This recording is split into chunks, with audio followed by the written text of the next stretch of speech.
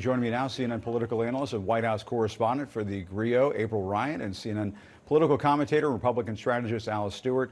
Alice, how worried are Republicans about this Tuesday? They're concerned. That's why it's really all hands on deck from now through Tuesday. We have Senators Tim Scott and also John Kennedy from Louisiana going in there, and they're making the case more about the impetus on this. Of course, Democrats will have control of the Senate, but making this a 50-50 Senate as opposed to a 51-49 Senate. And we've seen Brian Kemp, the very popular governor, making that case that this is crucial for, as Diane said, making sure we have strong committee assignments as we move forward. And we're seeing in Herschel Walker's final push, which I think is the right way to go about doing this, making this about policies, making this about the fact that Raphael Warnock is a rubber stamp for Joe Biden, as opposed to what Warnock campaign is doing, more personal attacks against Herschel Walker.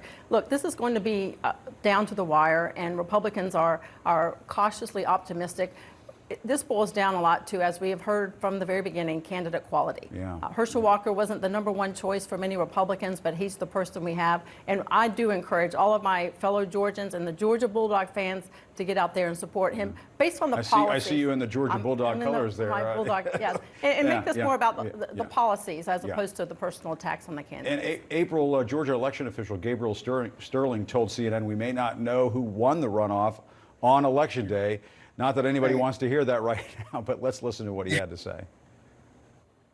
So we're preparing for, it being a very tight race. I anticipate we may not know on Tuesday night. It really depends because it's up to the voters, and they're showing up in droves. 1,852,000 is a ridiculous number that no consultant I've talked to, Republican or Democrat or election official, thought we'd see that many this early. April, if the results take a while, could we see another, breeding ground for election deniers and conspiracy theories? What do you think? Most definitely, and they're already there. But you have to remember 1.8 million already in early voting. He said that was a ridiculous number. It's an extraordinary number for several reasons. The fact that people are fired up, just like Alice said. But when you talk about early elections, early voting, it tends to be Democrats, but Republicans are prepared to go on Election Day.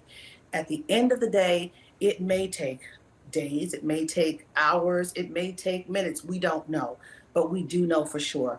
People are fired up, not just Georgia, but the nation, because of the impact that Georgia has on everything in the Senate. And not only that, I talked, Jim, to some people in the civil rights community, and they said, when it comes to Georgia, they said, look, if Herschel Walker gets it, civil rights will not be as relevant, they believe, as it could be if Warnock would make it. They feel that civil rights, equity, and inclusion will be a problem for Herschel Walker, and it wouldn't be for Warnock. Gotcha. And Alice, let's turn to some other political news. Former President Trump, I'm sure you saw this one on Truth Social, called for the termination of the Constitution to facilitate either a new election against Joe Biden or an immediate return to office as the, quote, rightful winner. Of course, we all know this is not going to happen, but here are some reactions from Republican members of Congress. So let's watch. Whoever the Republicans end up pick, I'll fall in behind, because that's... Even if it's Donald Trump and he's called for suspending the Constitution? Well, again, I think it's going to be a big field. I don't think Donald Trump's going to clear out the field like he did in 16. That's not what I'm asking. I'm asking you, if he's the nominee, will you support him? I will support whoever the Republican nominee is. And I just don't think that at this point he'll be able to get there, because I think there's a lot of other good quality candidates out there. All elected leaders swear to uphold the Constitution. Does calling for its suspension is that disqualifying for a presidential candidate? It's certainly not consistent with the question. I do. It's certainly not consistent with the oath that we all take. And let me read you how Liz Cheney reacted to all this. Donald Trump believes we should terminate all rules, regulations, and articles, even those found in the Constitution, to overturn the 2020 election. That was his view on January 6th, remains his view today. No honest person can now deny that Trump is an enemy of the Constitution. Alice, are we really going to see the party get twisted into a pretzel by Trump once again on these kinds of questions? I mean, what do you think? We're seeing now that there's a choice.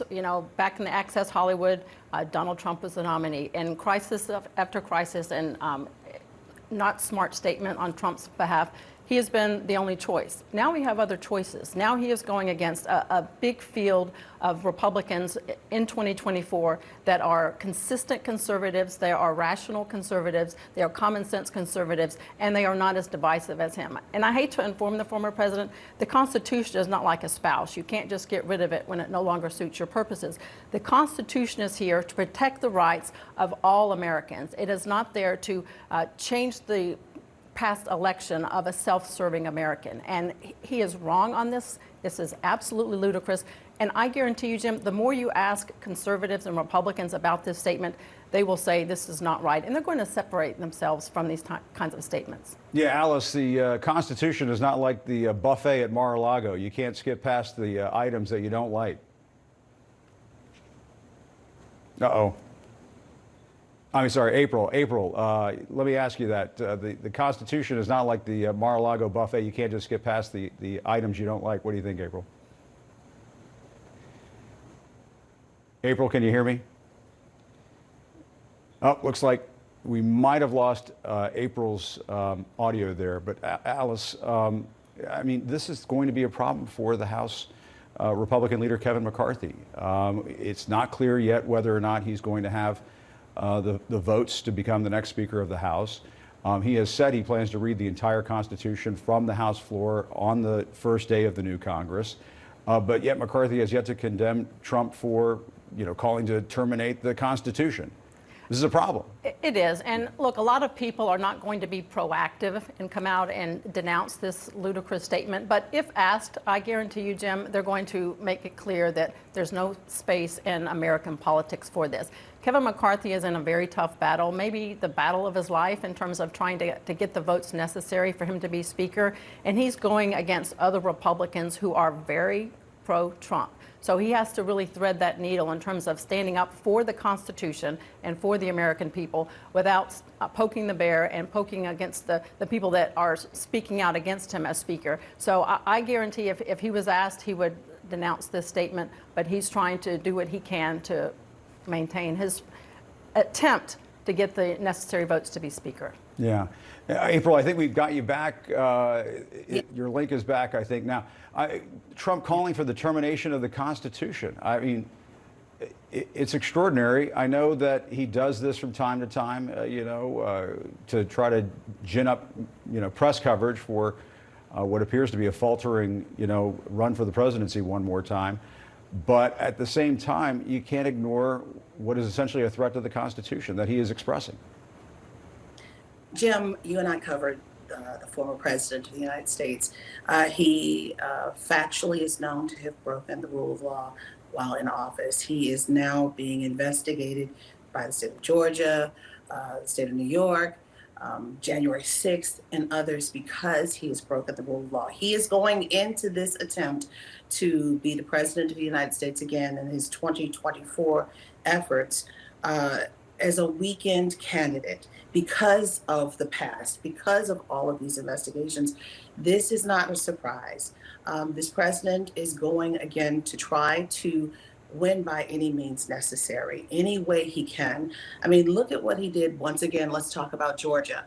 He tried to have the numbers changed in Georgia when it came to the final count of how many people voted. This is not a surprise. It's just yet again another news story about Donald Trump trying to win the Oval Office by any means necessary. And Alice is right. There are a lot of Republicans who do not have the stomach for this, again, to include Karl Rove, who I talked to, kingmaker for George W. Bush, who said it's time to move on.